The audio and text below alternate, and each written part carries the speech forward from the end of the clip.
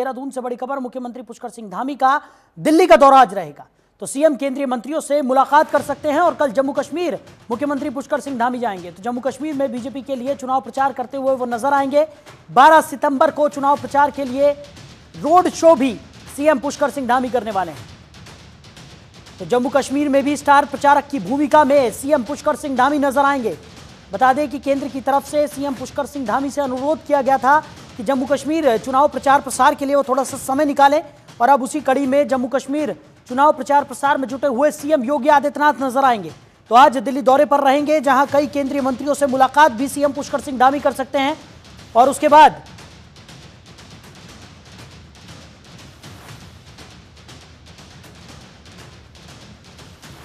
तो कल जम्मू कश्मीर मुख्यमंत्री पुष्कर सिंह धामी जाएंगे और धामी चुनाव प्रचार प्रसार करते हुए नजर आने वाले हैं। तो जम्मू कश्मीर में बीजेपी के लिए प्रचार प्रसार सीएम पुष्कर सिंह धामी करते हुए नजर आएंगे। तो केंद्र नेतृत्व की तरफ से अलग अलग प्रदेशों के मुख्यमंत्रियों से अनुरोध किया गया है, जिसमें उत्तर प्रदेश के मुख्यमंत्री योगी आदित्यनाथ और उत्तराखंड के मुख्यमंत्री सीएम पुष्कर सिंह धामी का नाम भी शामिल है। तो कई महत्वपूर्ण निर्णय लेने के बाद देश भर में लोकप्रिय हुए पुष्कर सिंह धामी जम्मू कश्मीर में प्रचार प्रसार करते हुए नजर आने वाले हैं।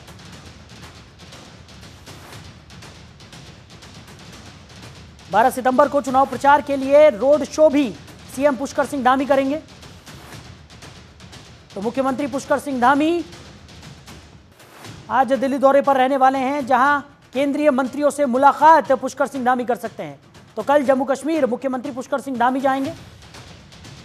जम्मू कश्मीर में बीजेपी के लिए चुनाव प्रचार प्रसार करते हुए वो नजर आएंगे। खबर पर ज्यादा जानकारी के साथ हमारे सहयोगी हरीश खनेड़ा हमारे साथ जुड़ गए। हरीश, क्या कुछ निकलकर सामने आ रहा है? स्टार प्रचारकों की लिस्ट जो है भारतीय जनता पार्टी की, उसमें पुष्कर सिंह धामी का नाम भी शुमार है, और जिस तरीके से केंद्रीय नेतृत्व ने पुष्कर सिंह धामी से अनुरोध किया था कि जम्मू कश्मीर के प्रचार प्रसार के लिए भी वो थोड़ा समय यहां पर निकालें। आज दिल्ली दौरे पर रहने वाले हैं, केंद्रीय मंत्रियों से मुलाकात वो करेंगे और जम्मू कश्मीर दौरे पर भी रहने वाले हैं पुष्कर सिंह धामी। क्या कुछ जानकारी मिल पा रही है? देखिए सर, मुख्यमंत्री पुष्कर सिंह धामी की आज की अगर बात करें तो आज उनका दिल्ली दौरा है और दिल्ली में सभी जो केंद्र मंत्री हैं उनसे मुलाकात करेंगे। उसके बाद कल की अगर बात करें, यानी कि 12 तारीख को जम्मू कश्मीर में एक रोड शो में शामिल होंगे। साथ ही साथ जो भाजपा के प्रत्याशी हैं उनके नामांकन में भी शामिल होंगे। निश्चित तौर पर देखिए किस तरह से मुख्यमंत्री ने जो ऐतिहासिक जो फैसले लिए हैं, खासतौर पर चाहे वो नकल विरोधी कानून हो या इसके अलावा जो यहाँ पर यूपीसी का हो, सभी चीजों को लेकर के एक यहाँ पर जो बड़े फैसले मुख्यमंत्री के द्वारा लिए गए हैं, तो उन्हीं को लेकर के वो चर्चाओं में हैं और कहीं न कहीं शुमार पूरे देश भर में है। और इसी वजह से उन्हें स्टार प्रचारक के लिस्ट में भी रखा गया था। और लगातार उनकी जो डिमांड है, आपने देखा कि जिससे पहले जो विधानसभा के चुनाव और लोकसभा के चुनाव जो हुए थे, उस समय भी मुख्यमंत्री की बहुत ज्यादा डिमांड बनी हुई थी प्रदेश के। तो आज भी जिस तरह से अगर हम बात करें तो जम्मू कश्मीर में जो चुनाव प्रचार के लिए मुख्यमंत्री पहुंच रहे हैं, स्टार प्रचारक के रूप में उन्हें यहाँ पर जगह दी गई है। तो निश्चित तौर पे जो उनके जो एक कड़े जो फैसले हैं, जो बड़े फैसले हैं, उनके परिप्रेक्ष्य में उनको ये जिम्मेदारियां दी गई हैं। हरीश, वहीं अगर बात की जाए लोकप्रियता की, जैसा कि आपने भी जिक्र किया, पुष्कर सिंह धामी की लोकप्रियता दिनों दिन बढ़ती हुई नजर आ रही है और पूरे देश भर में उनकी लोकप्रियता के चर्चे हैं। जिस तरीके से उत्तर प्रदेश के मुख्यमंत्री योगी आदित्यनाथ की बात करें, उत्तराखंड के मुख्यमंत्री पुष्कर सिंह धामी की बात करें, और अलग अलग बीजेपी शासित जो राज्य हैं उनके मुख्यमंत्रियों को यहाँ पर केंद्र की तरफ से उनसे अनुरोध किया गया है कि वो जम्मू कश्मीर प्रचार प्रसार में जुटे।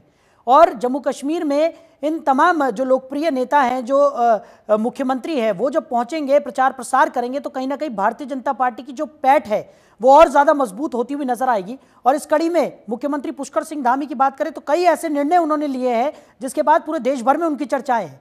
ऐसे में जम्मू कश्मीर में जब वो प्रचार प्रसार करते हुए नजर आएंगे तो उसका खासा प्रभाव विधानसभा चुनाव पर जरूर पड़ेगा। बिल्कुल, देखिए जिस तरह से मुख्यमंत्री पुष्कर सिंह धामी की बात करें साहिल, तो कहीं एक युवा मुख्यमंत्री होने के नाते, और जैसे कि हम प्रदेश की अगर बात करें, उत्तराखंड की बात करें, तो यहाँ पे धर्मांतरण कानून को लेकर के हो या यूसीसी को लेकर के हो या नकल विरोधी कानून को लेकर के हो, रोजगार का जो सृजित करने का काम मुख्यमंत्री की तरफ से किया जा रहा हो, किस तरह से पर्यटन की दिशा में यहाँ पर लोगों को रोजगार दिया जाए, पर्यटन जो क्षेत्र है उनको विकसित किया जाए। इसके अलावा महिला सुरक्षा को लेकर के हो या फिर इसके अलावा महिलाओं की आजीविका को लेकर हो, सशक्त बहना योजना के तहत अगर बात करें तो तमाम योजनाएं यहाँ पर प्रदेश में मुख्यमंत्री के द्वारा चलाई जा रही हैं। मुख्यमंत्री पुष्कर सिंह धामी न केवल उत्तराखंड में चहेते हैं बल्कि अन्य राज्यों में भी उनकी बहुत ज्यादा डिमांड है और लगातार यही वजह है कि उनको प्रत्येक चुनाव में यहाँ पर निमंत्रण दिया जाता है, स्टार प्रचारक की भूमिका उन्हें दी जाती है। और जाहिर सी बात है, जम्मू कश्मीर में जिस तरह से चुनाव होने हैं, भाजपा के जो प्रत्याशी हैं उनके पक्ष में वोट की अपील लोगों से करेंगे। सीधी सीधी बात करें तो कहीं ना कहीं जो रोड शो है, रोड शो में भी मुख्यमंत्री पुष्कर सिंह धामी शामिल होने वाले हैं और इसके अलावा जो नामांकन होगा वहां पर भी मुख्यमंत्री रहने वाले हैं। तो कहीं ना कहीं ये बहुत बड़ी उपलब्धि उत्तराखंड की मानी जा सकती है कि युवा चेहरा जो लगातार जिसकी डिमांड बढ़ रही है, जो पूरे देश भर में इसमें चर्चाओं का विषय बना हुआ है, वैसे में कहीं ना कहीं उनके जो फैसले हैं वो ऐतिहासिक फैसले हैं और इन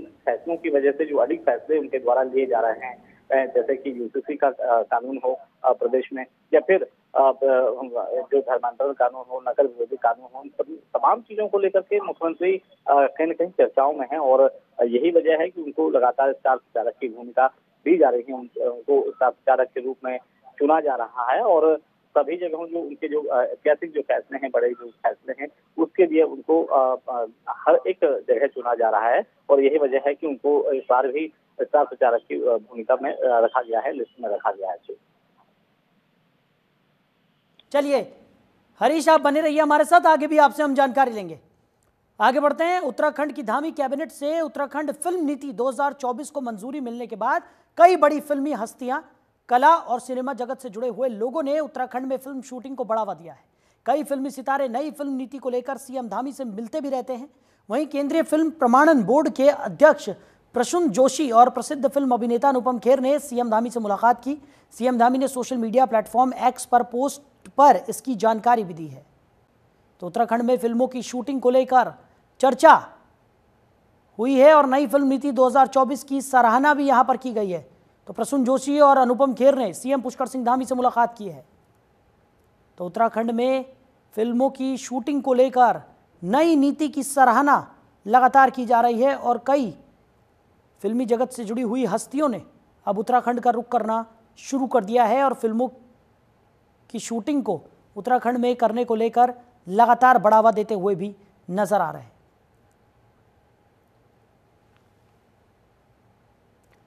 उधर सीएम धामी ने बार एसोसिएशन दून के अधिवक्ताओं के चैंबर्स भवन का शिलान्यास किया। कार्यक्रम में बतौर मुख्य अतिथि पहुंचे सीएम धामी ने कहा कि राज्य में न्याय व्यवस्था को बेहतर बनाने के लिए हमारी सरकार प्रतिबद्ध है। बार एसोसिएशन देहरादून में 5,500 से ज्यादा अधिवक्ता कार्यरत है।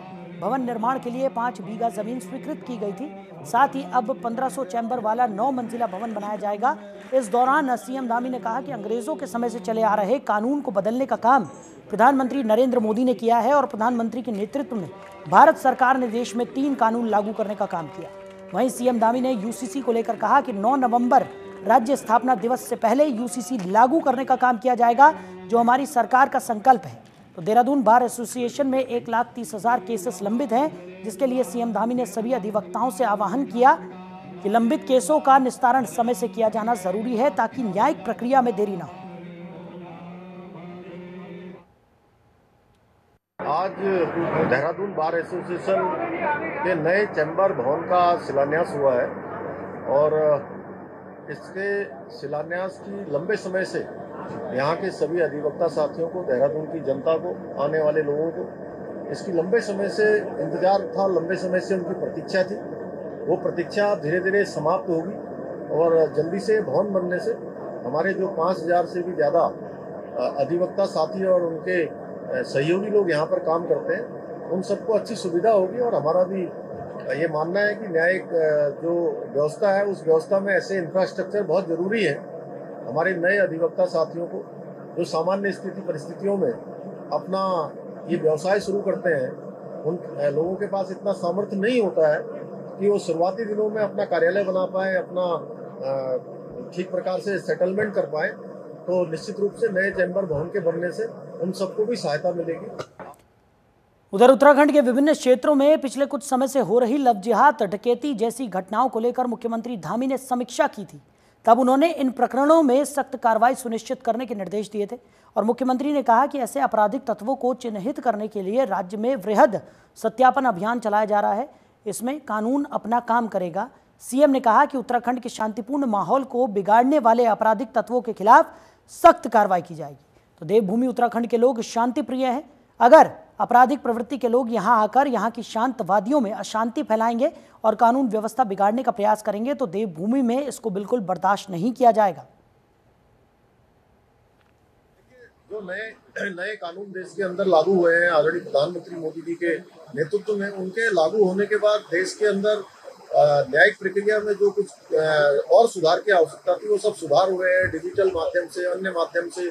और जो न्यायिक प्रक्रिया में देरी लगती थी वह भी जल्दी होगी। और मैंने आज यहाँ भी निवेदन किया है कि जो हमारे यहाँ पर लगभग 1 लाख से भी ज्यादा ऐसे मामले लंबित है और जल्दी से जल्दी निस्तारित हो, उस दिशा में भी आगे बढ़ेंगे।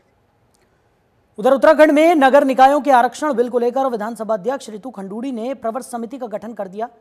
समिति में शहरी विकास मंत्री प्रेमचंद अग्रवाल को सभापति बनाया गया है, जबकि पक्ष विपक्ष के 6 विधायकों को सदस्य नामित किया गया है। तो विधेयक में नगर निकायों में ओबीसी आरक्षण का परीक्षण कर प्रवर समिति विधानसभा अध्यक्ष को 1 महीने में रिपोर्ट सौंपेगी। बता दें कि प्रदेश के नगर निकायों में ओबीसी आरक्षण के लिए प्रदेश सरकार ने गैरसैंण में हुए मानसून सत्र के दौरान उत्तराखंड उत्तर प्रदेश नगर निगम अधिनियम 1959 संशोधन विधेयक पेश किया था, लेकिन ओबीसी आरक्षण के सर्वे पर सत्ता पक्ष के विधायकों ने आपत्ति जताई थी और बीजेपी विधायक मुन्ना सिंह चौहान, विनोद चमोली ने राज्य की डेमोग्राफी के साथ सर्वे पर सवाल खड़े कर विधेयक को प्रवर समिति को सौंपने की मांग उठाई थी। तो विधानसभा अध्यक्ष ने इसे स्वीकार करते हुए विधेयक प्रवर समिति को भेज दिया था। नगर निगम का जो विधेयक है, जो कि सदन में ये निर्णय लिया गया था कि इसे प्रवर समिति में भेजा जाए। मैं आपको सूचित करना चाहूंगी कि प्रवर समिति गठित हो गई है और शहरी विकास मंत्री जी की अध्यक्षता में ये कार्य करेगी। 1 माह के अंदर ही अपनी रिपोर्ट सबमिट करेगी और मैं आशा करती हूँ कि लोग अपना आचार विचार करके उसके बाद वो सबमिट समय पर। उधर उत्तराखंड के कई जिलों में भारी बारिश का अलर्ट जारी किया गया है। 14 सितंबर तक कई जिलों में तेज बारिश होगी। तो मौसम विभाग ने भारी बारिश का अलर्ट जारी किया है और देहरादून, चमोली, रुद्रप्रयाग, चंपावत में यह अलर्ट जारी किया गया है। नैनीताल, उधम सिंह नगर, पिथौरागढ़ में भी भारी बारिश की चेतावनी जारी की गई है। मौसम विभाग ने यात्रा करने वालों से सावधानी बरतने की अपील भी की है। तो लगातार उत्तराखंड में मौसम विभाग की तरफ से अलर्ट जारी किया जा रहा है। कई जिलों में तेज बारिश को लेकर अलर्ट जारी किया गया है। देहरादून, चमोली, रुद्रप्रयाग, चंपावत में अलर्ट जारी किया गया है। वहीं नैनीताल, उधम सिंह नगर, पिथौरागढ़ में भी भारी बारिश की चेतावनी मौसम विभाग की तरफ से दी गई है। खबर पर ज्यादा जानकारी के साथ हमारे सहयोगी हरीश खनेड़ा लगातार हमारे साथ बने हुए हैं। हरीश, क्या कुछ निकलकर सामने आ रहा है? लगातार आफत की बारिश बरस रही है और मौसम विभाग की बात करें तो उत्तराखंड के लिए कई जिलों में भारी बारिश का रेड अलर्ट मौसम विभाग की तरफ से जारी किया गया है। लगातार कई जगहों पर हम भूस्खलन भी देख रहे हैं और लगातार हो रही बारिश ने प्रशासन की दिक्कतों को भी यहाँ पर बढ़ा दिया है। देखिए साहिल, प्रदेश में जिस तरह से बारिश हो रही है, आज की अगर बात करें तो आज 11 तारीख से और 14 तारीख से सितंबर तक उत्तराखंड के कई जिलों में भारी बारिश की चेतावनी दी गई है और मौसम विभाग की माने तो 11 सितंबर को बागेश्वर में भारी बारिश होने की संभावना है, जिसको लेकर के ऑरेंज अलर्ट यहाँ पर जारी किया गया है।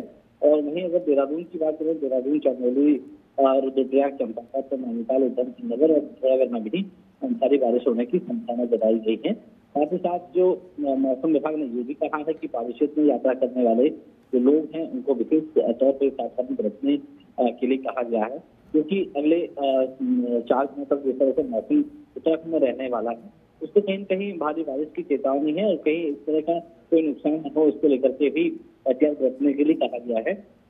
दूसरी तरफ अगर हम सरकार की बात करें जो प्रशासन टीमें हैं लगातार उन जगहों पर बनी हुई है जहाँ पर सबसे ज्यादा डेंजर जोन है, चाहे वो मसूरी रोड की अगर बात करें या फिर उसके अलावा हम केदारनाथ और बद्रीनाथ जाने वाले या फिर गंगोत्री मसूरी जाने वाले रूट की बात करें तो सभी जगहों पर जेसीबी मशीनें लगाई गई थी। अगर रास्ते बंद हो जाते हैं तो उन्हें तत्काल खोला जाए और साथ ही साथ जो नदी किनारे रहने वाले लोग हैं उनको भी विशेष तौर पर सावधान रहने के लिए कहा गया है। और जिस तरह से लगातार मौसम बदल रहा है, लगातार देहरादून में भी बारिश हो रही है, हालांकि समय की अगर बात करें तो हल्के बादल आसमान में छाए हुए हैं और हल्की धूप देहरादून में शुरू हुई है, लेकिन फिर भी कहीं न कहीं शाम तक जो है मौसम फिर से खराब होने की संभावना है। इसी को ध्यान में रखते हुए सभी को अलर्ट रहने के लिए कहा गया है।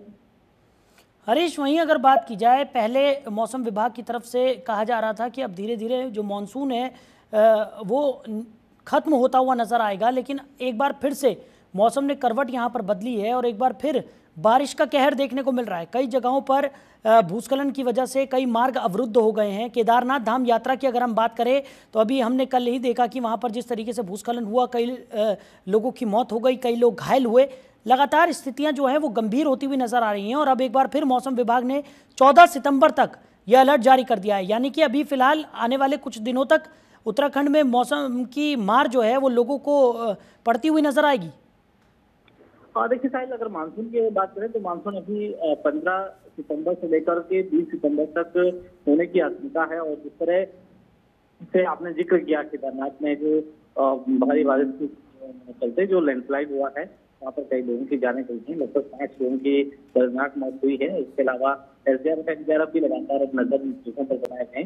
सूबे के मुख्यमंत्री पुष्कर सिंह धामी की अगर बात करें तो वो भी पल-पल का अपडेट दे रहे हैं। विनोद कुमार सिंह जो सचिव हैं आपदा प्रबंधन के, उनमें भी सभी जो जिलाधिकारी हैं, जो प्रशासन है, उनको भी सतर्क रहने के लिए कहा गया है। साथ ही साथ जो निचले इलाके हैं, जो नदी रहने वाले लोग हैं, विशेष तौर पर उन्हें सावधान रहने के लिए कहा गया है।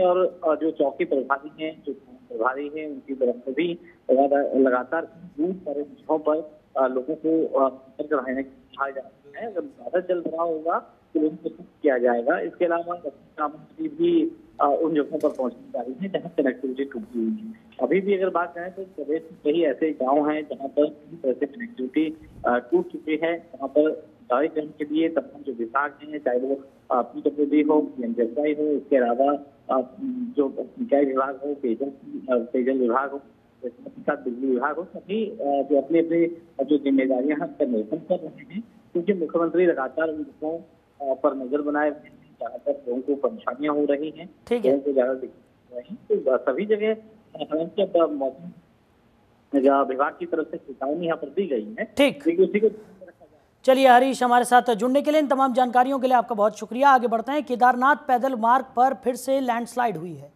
तो भीमबली में बोल्डर गिरने से पैदल रास्ता क्षतिग्रस्त हुआ है।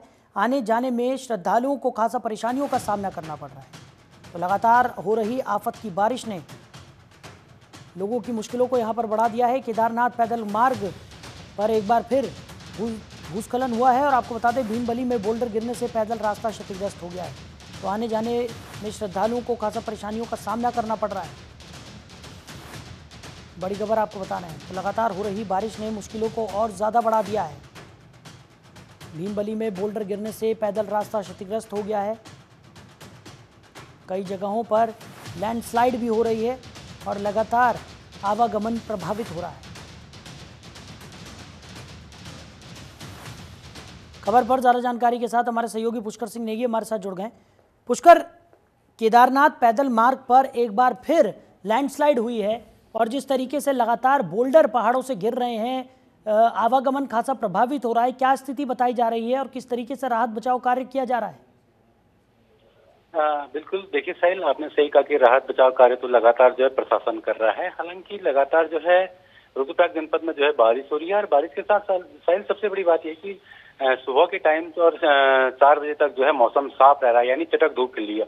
और 4 बजे के बाद जैसे ही मौसम बदल रहा है उसके बाद जो है लगातार जो है सुबह के टाइम तक जो है रात भर जो है बारिश हो रही है। और सुबह का यह मामला है, भीमबली केदारनाथ का जो पैदल मार्ग है, यहाँ पे भारी पहाड़ी से बोल्डर गिर के जो है 2-3 दुकानों को यहाँ पे नुकसान भी हुआ है। हालांकि लोगों ने अपनी जो लोग सुबह सुबह की चाय की चुस्कियां लेने के लिए जो लोग जब यात्रा पे जाते हैं, वो लोग क्या यदि पहाड़ी से मलबा और पत्थर गिरे तो उसके बाद जो है लोगों ने भाग के यहाँ से जान बचाई और प्रशासन जरूर मौके पर पहुंच गया है, क्योंकि लगातार जो है केदारनाथ का जो सोनप्रयाग से लेकर हो गया, भीमबली हो गया, आपका जो है तमाम सारे जो रूट जो मार्ग क्षतिग्रस्त हुआ उस पर जो है एसडीआरएफ और एनडीआरएफ और स्थानीय पुलिस प्रशासन मौजूद है। लगातार मॉनिटरिंग की जा रही है। हालांकि कोई ऐसी घटना नहीं हुई जिससे हम कह सकते हैं कि दुर्घटना नहीं होगी, क्योंकि लोगों ने अपनी जानें बचा के भागे। हाँ, हल्का जो है दुकानों को नुकसान हुआ है। प्रशासन की अगर बात की जाए शायद, तो प्रशासन जो है लगातार जो है भीमबली से लेकर आपका जो है सोनप्रयाग वाला रास्ता हो गया या फाटा हो गया, तमाम सारे जो क्षतिग्रस्त है यहाँ पे तैनात जो हमारे पुलिस कर्मचारी हैं या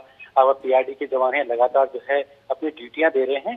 तो जो सुबह का मामला जो है 6 बजे का ये मामला है और यहाँ पे जो है भारी पहाड़ी से बोल्डर गिरा है और रेस्क्यू भी चल रहा है और अभी भी जो प्रशासन यहाँ पे पहुंचा हुआ और आपदा प्रबंधन की टीमें लगातार जो है सर्च अभियान भी कर रही है। क्योंकि कल आपने देखा होगा कि जिस तरह से सोनप्रयाग में मलबा गिर गया था, उसके बाद जो है 5 लोगों ने अपनी जानें गंवाई थी, उसके बाद जो कुछ लोग घायल हो गए थे। तो इसको लेकर प्रशासन जो है मुस्तैदी से काम कर रहा है और हर पल की अपडेट जो है ले रहा है।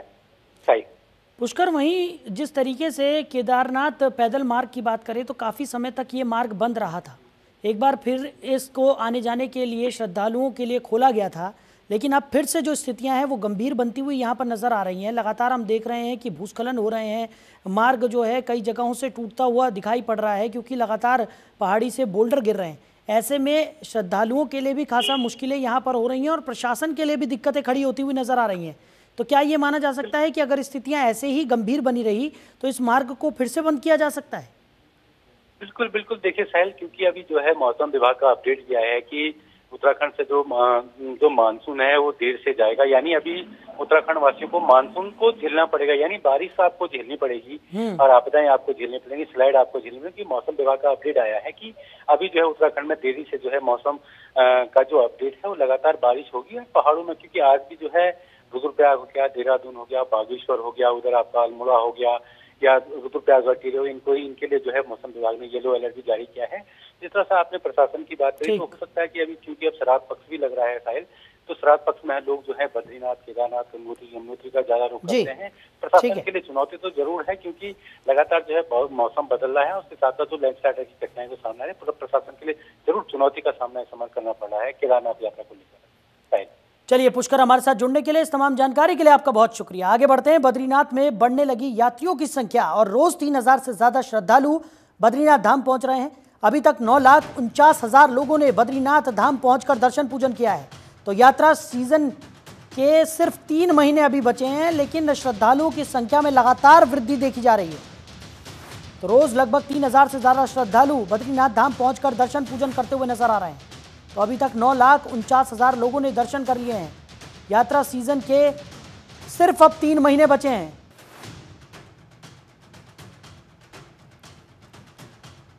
तो बद्रीनाथ में यात्रियों की संख्या बढ़ती हुई दिखाई पड़ रही है। रोज 3000 से ज्यादा श्रद्धालु दर्शन करते हुए नजर आ रहे हैं। तो अभी तक 9,49,000 लोगों ने दर्शन कर लिए हैं। यात्रा सीजन के सिर्फ 3 महीने अभी बचे हैं, लेकिन लगातार देखने को मिल रहा है कि बद्रीनाथ धाम में श्रद्धालुओं की संख्या बढ़ती हुई दिखाई पड़ रही है।